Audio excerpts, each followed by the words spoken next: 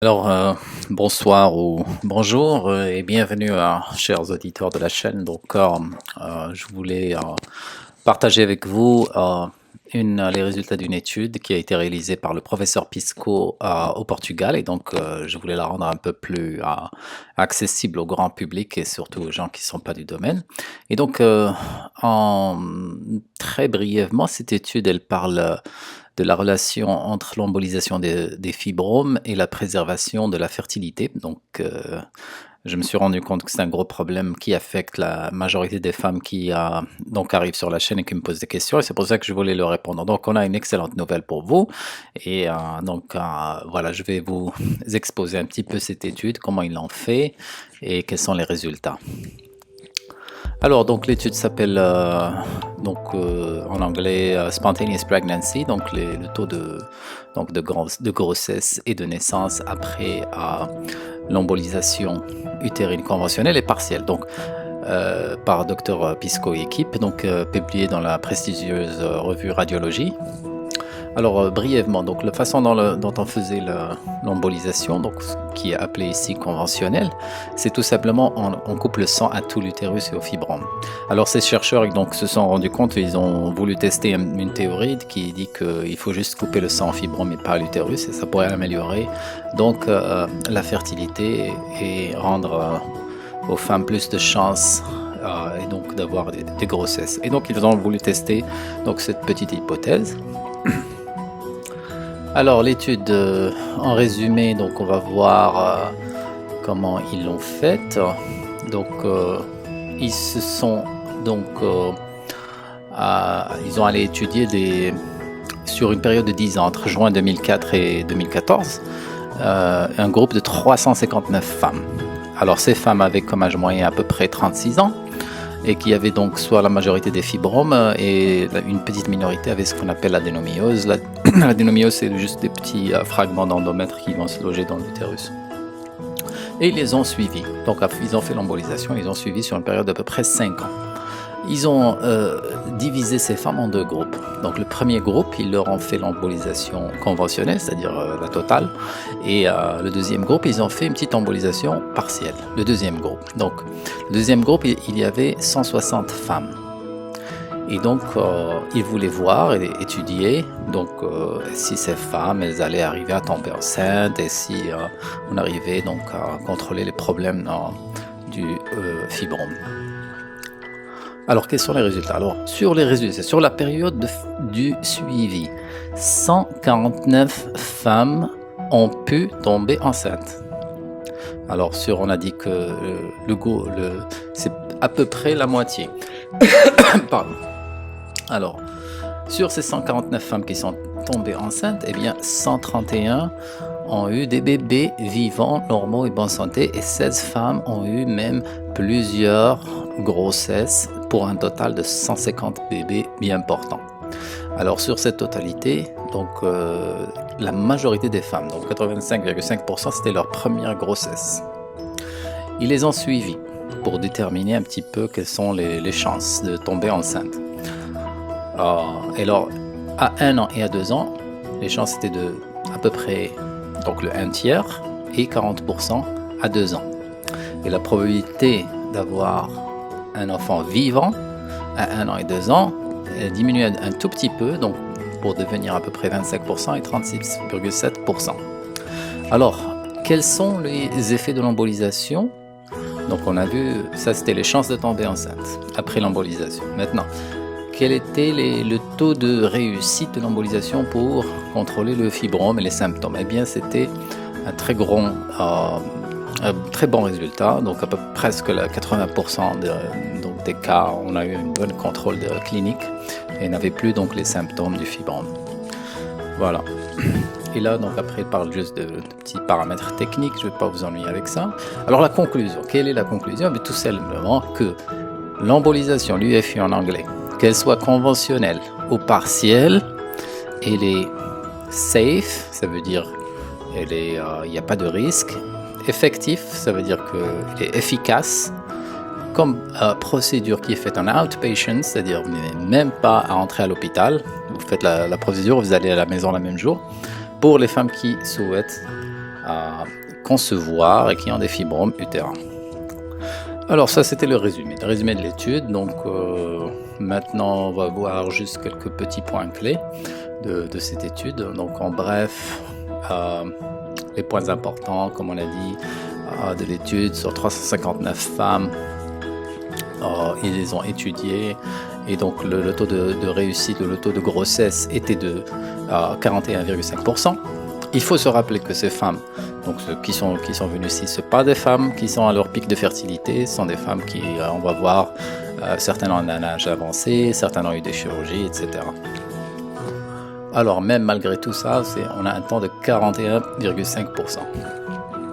Le taux de bébés vivants chez les femmes qui sont tombées enceintes était de 71,9%. Et la majorité de ces femmes, c'était leur premier bébé. Et les chances d'avoir des bébés à 1 an et à 2 ans étaient presque 30% à 1 an, 40% à 2 ans. Donc on va voir un petit peu plus. Là, c'est une image qui nous montre juste comment c'est fait l'embolisation partielle. Ici, donc les cathéters dans l'artère utérine. Ici, vous voyez donc les vaisseaux qui vont au fibrome. Et là, c'est le reste de l'utérus au niveau de l'artère utérine droite. Ici, après l'embolisation, donc ils ont coupé le sang juste au fibrome, comme vous voyez sur ma flèche, alors qu'on a gardé du sang qui vient sur l'utérus. Donc ça, c'est l'embolisation dite partielle. Alors, quel est le profil démographique des patientes? Comme vous voyez ici, donc l'âge supérieur à 40 ans pour... pardon. Essaye de revenir.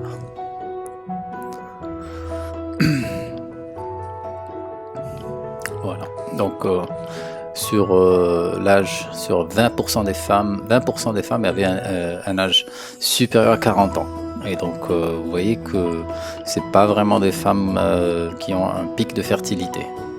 Tout simplement, si je dis ça, c'est parce que ça peut affecter les résultats de l'étude. 30% avaient déjà eu une grossesse auparavant, 17% avaient déjà eu un avortement, 8% avaient déjà une histoire de myomectomie.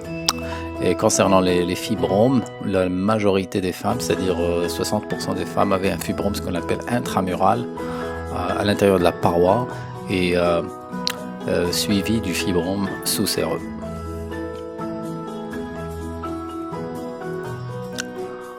Alors, ça c'est peut-être une diapo qui va intéresser les femmes. Quelles sont les chances de grossesse si j'ai un fibrome et que je fais l'embolisation? Alors ici, cette étude nous montre que donc ici vous avez les chances d'avoir une grossesse, et en bas on voit donc la période de temps en mois après l'embolisation. Donc juste après, bien sûr, les chercheurs ont déconseillé aux femmes d'essayer d'avoir des grossesses les 6 premiers mois. Pourquoi? Tout simplement pour donner le temps au fibrome de diminuer.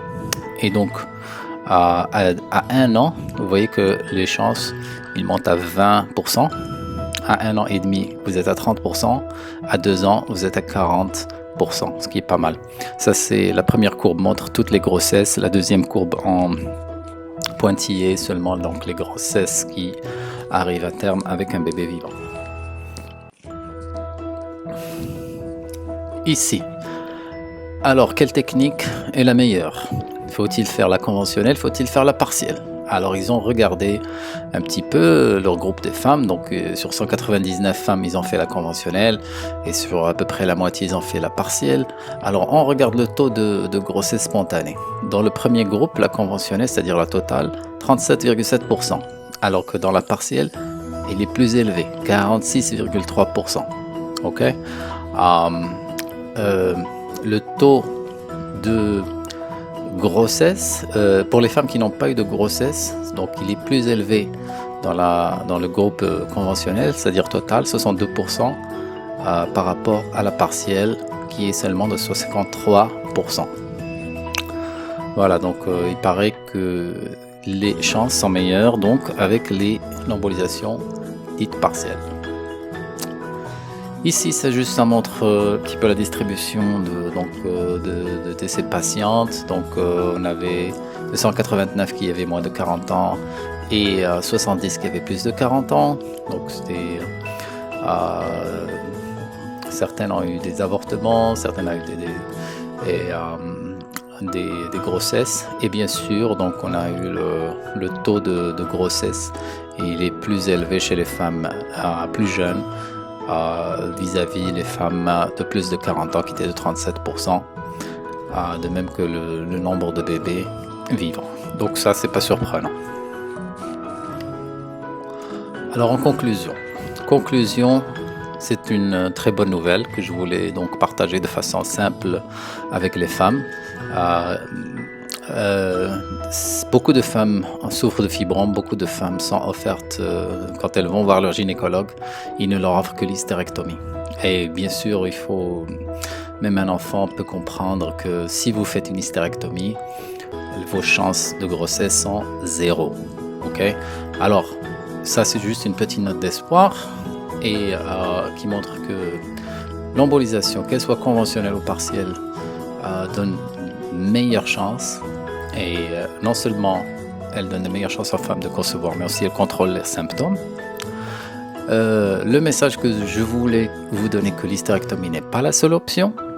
Alors moi, je suis ni pour ni contre. Je suis là pour donner de l'information. Ok, donc que ce soit l'embolisation, que ce soit l'hystérectomie, en fin du compte, c'est le corps de la femme, c'est à elle de choisir ce qu'elle veut. Mais pour moi, ce qui est important, c'est qu'il y ait un consentement éclairé. Et qui dit consentement éclairé pour choisir une modalité ou l'autre, il faut de l'information. Et donc là, mon but, c'est juste de donner de l'information, que les gens sachent, et donc qu'ils choisissent en fonction de ce qu'ils veulent et de ce qu'ils souhaitent. Voilà. Je vous remercie de votre attention et j'espère que ça a été utile. Merci.